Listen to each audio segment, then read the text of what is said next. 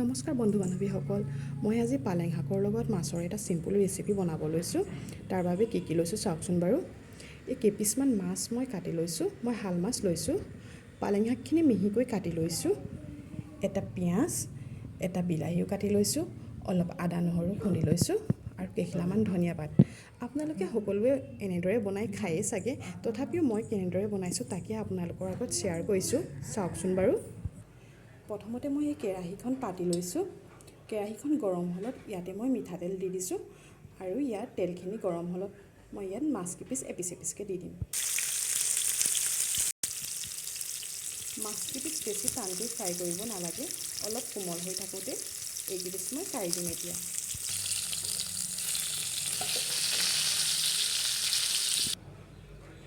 এতিয়া মই মাছ ভজা তেলখিনিতে পিঁয়াজ দি দিছোঁ,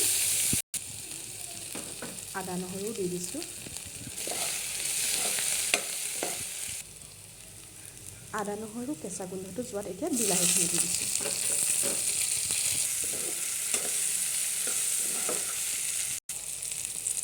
আৰু ইয়াতে অলপ মই হালধি গুড়ি দি দিছোঁ।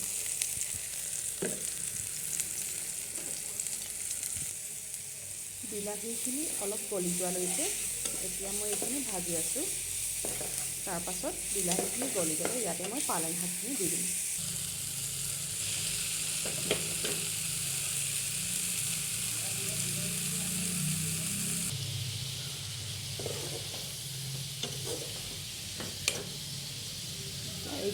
এতিয়া এইখিনি মই অলপ সময়ৰ বাবে ঢাকি ৰাখিছোঁ।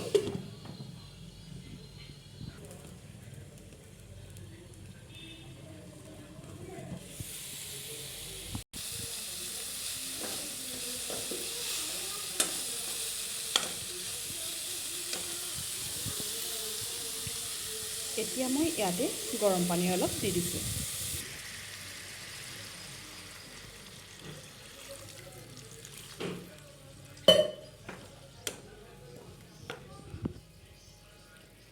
আৰু ইয়াতে আগত ফ্ৰাই কৰি ৰখা মাছ কেইপিচ দি দিছোঁ।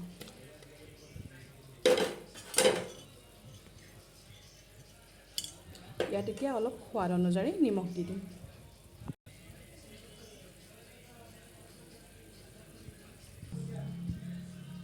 এইখিনি অলপ সময়ৰ বাবে এতিয়া মই ঢাকি দিওঁ 5-10 মিনিটৰ বাবে।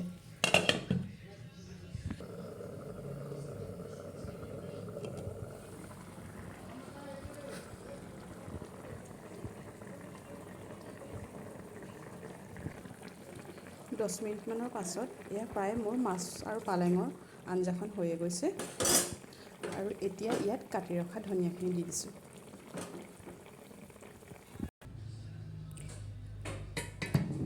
এয়া মাছৰ আঞ্জা হৈ গ'ল পালেং শাকৰ লগত। গৰম গৰম ভাতৰ লগত বৰ ভাল লাগে খাই।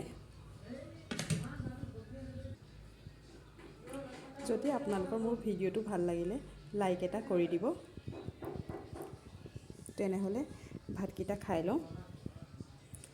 আজিলৈ বাই বাই।